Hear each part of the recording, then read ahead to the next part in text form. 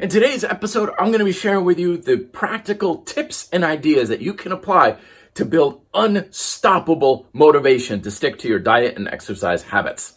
Hello there, my name is Matt Schifferly. I'm an author of books like Smart Bodyweight Training and Fitness Independence, and this is the Red Delta Project podcast, where we teach you how to get bigger and stronger with grind-style calisthenics, leaner, healthier, and more fit with healthy eating strategies.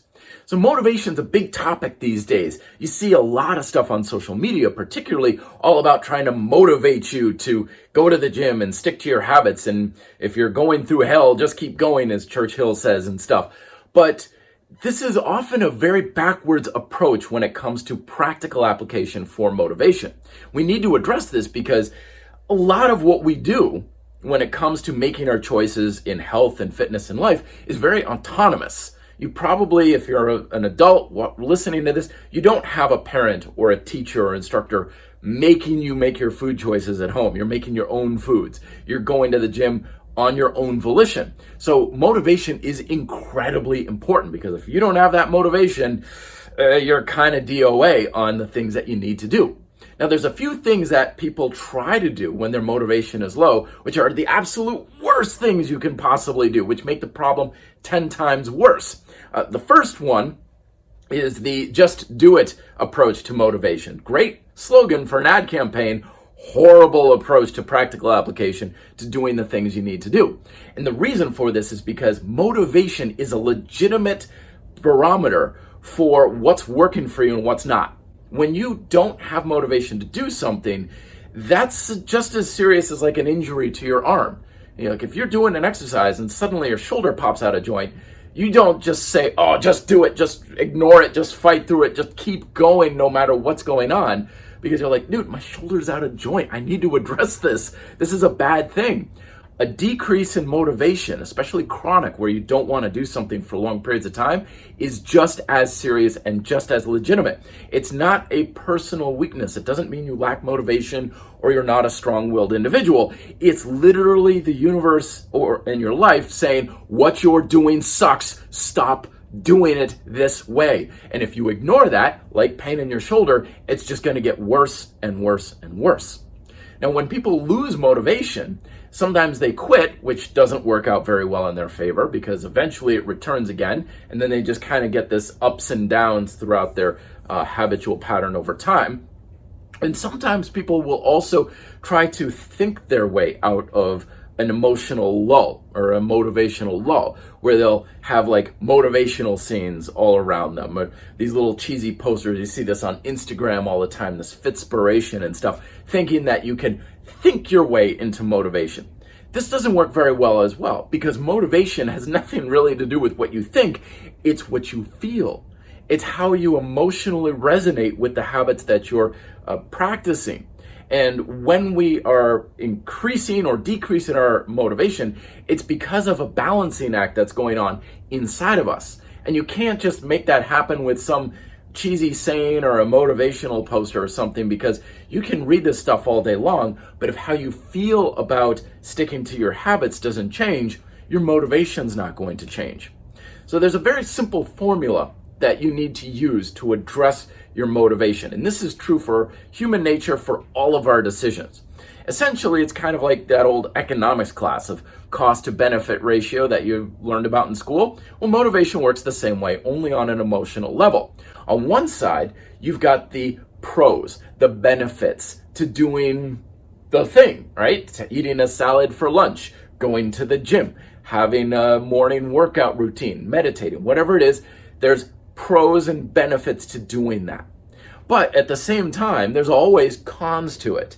There's costs to your time, money, energy, and effort. There's costs of discomfort or a little bit of emotional discomfort, like getting over a hump. There's all sorts of detriments to doing things. And both of these always exist in every decision that we make.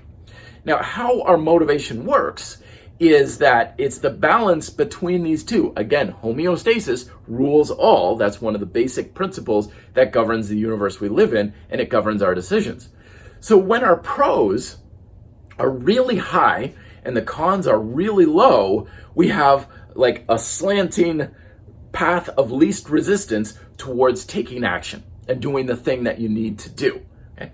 And on the inverse, if the costs are high and the benefits are low, then you have the path of least resistance going the other way towards not taking that sort of action. And this is the balancing act that we want to manage when it comes to building your motivation. When your motivation is starting to drop down and you're like, I'm not so sure I'm into this anymore, what's happening is either the costs are going up or the benefits are starting to go down.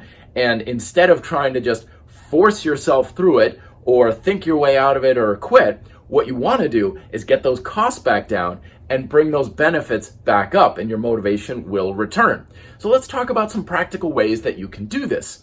The pros, okay? First and foremost, the pro side of things, you want to increase the amount of benefits and the quantity of those benefits themselves, like how much benefit is it coming into. Now, a lot of times, the strategy that we come to, especially when things are not working so well, is to just work more, to put in more effort.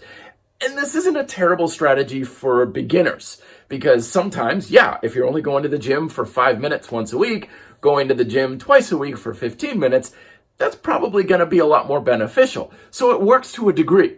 But as I've addressed in the past, you can't endlessly scale hard work. You just can't keep putting in more time and energy, because the more you invest of yourself towards your habits, also the more your costs go up.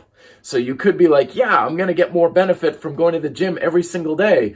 Yeah, but that's also starting to increase this. So it doesn't matter if you're turning into a world champion. If the costs are so high that you can't bear it as well, you're still going to lose motivation. But at the same time, you could have relatively moderate benefits, but if the costs are less to nothing, you're still going to be very motivated to do it. So it's the relationship between these two. It's not so much a case of if I get the best results and I become world champion, then I'll be motivated to do it all the time. Because if the costs to it are still not worth it, you're still not going to be motivated to maintain it. So instead of endlessly working your ass off, I recommend becoming more proficient in what you're doing. The better your skills are at what you do for your exercises, then you get more benefit with the same cost. Costs don't go up, but your benefits do. And this is particularly the case with skill-based activities like progressive calisthenics, kettlebell work, Olympic lifting, any kind of physical activity that requires learning, requires a little bit of coaching and investment of yourself to improve your skills at doing it, will increase your benefits, because skills mean greater benefits without more cost. In fact, the opposite is the case, because the better your skills get at doing something, the greater your benefit is while the cost goes down. So take the steps to become proficient. Get coaching, learn from videos like on the Red Delta Project YouTube channel. Learn how to do what you're doing better. Don't just work harder at it, because even improving a little bit will do a lot for helping you get more benefit with the same or less work. Speaking of work, let's bring that work side down a little bit, okay? Let's bring the detriment down. Improving your skills does a lot for this as well, because the better you get at doing something, the less stress there is on the body, the less stress there is in the joint. I've been addressing a lot of videos lately on the RDP YouTube channel about getting stress out of the joints. So less stress and discomfort on the body brings that detriment or the negative side down a few notches. Less cost to doing things, less time, less energy, less disruption to your day.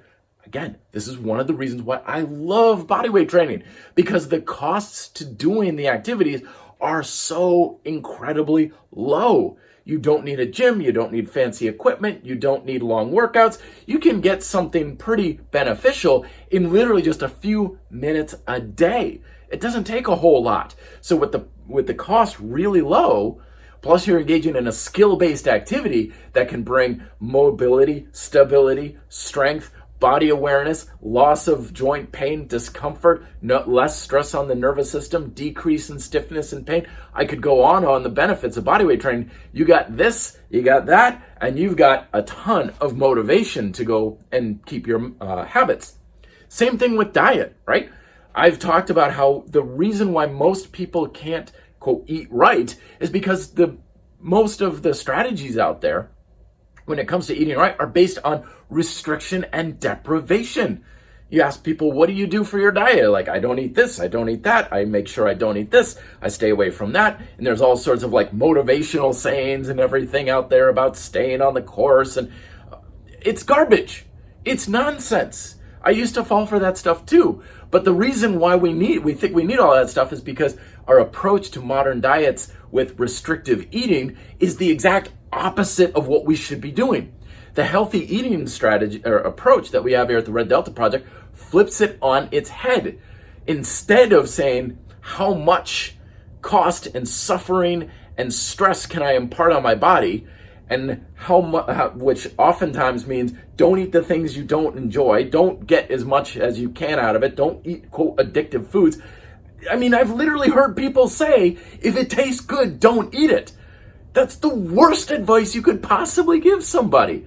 It's like saying, if it feels good, don't do it. Everybody knows that pain and suffering is the way to happiness.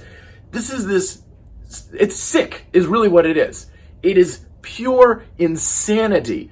This idea deserves to be locked up and throw away the key, because then we have a high cost to our body and we're tired, we're sluggish, we don't feel as good, we have cravings, we have hunger, and then we have as little enjoyment as possible from food. We got this motivational slant, and then we wonder why we can't stick to the diet. It's like, no, this is what's supposed to happen.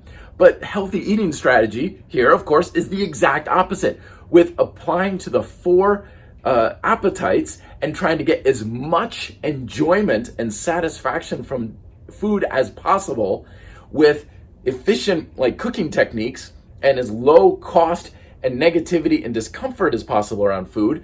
We tip the scale in the other direction. So when it comes to diet, we've got it completely backwards. And I'll say the same thing with exercise too. You don't get a medal for being tough.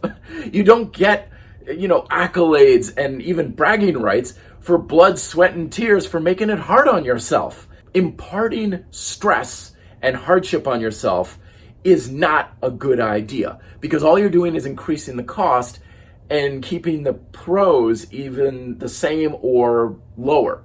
Comfort is not the enemy of greatness. You have to get as comfortable as possible in order to bring the cost down, bring the benefits up, and get yourself slanting towards taking action.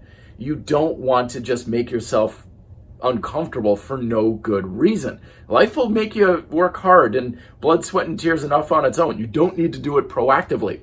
And the last little piece of advice I'm going to give you is to wrap this whole thing up is this whole fitness thing is supposed to get easier over time, not harder. When you start off on something, it's exciting, it's fun, it's new stimulus. So that kind of brings this up a little bit, but there's also cost.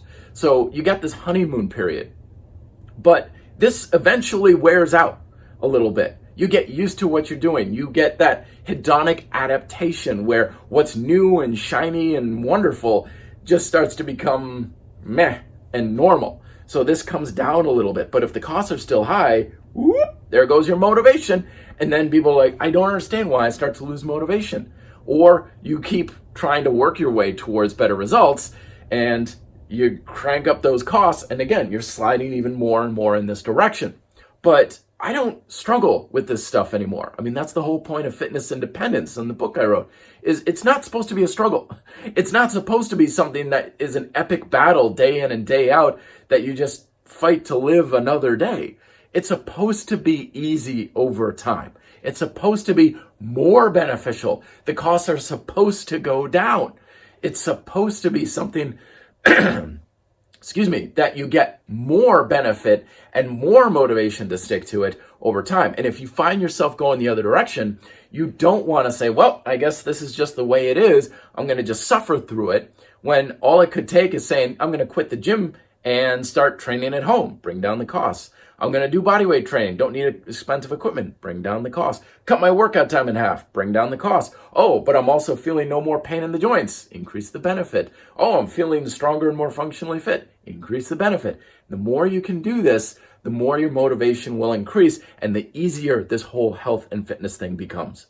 So there are my thoughts. I'd love to hear yours down below in the comments section if you're watching this on the YouTube. Don't forget, please check out my books, Fitness Independence and Smart Bodyweight Training, where I have more information on this as well. And as always, thank you so much for watching, sharing, liking, subscribing if you're here on YouTube. The reviews on Apple Podcasts and stuff, greatly appreciated as well. I'll talk to you guys next week. Till then, be fit, live free.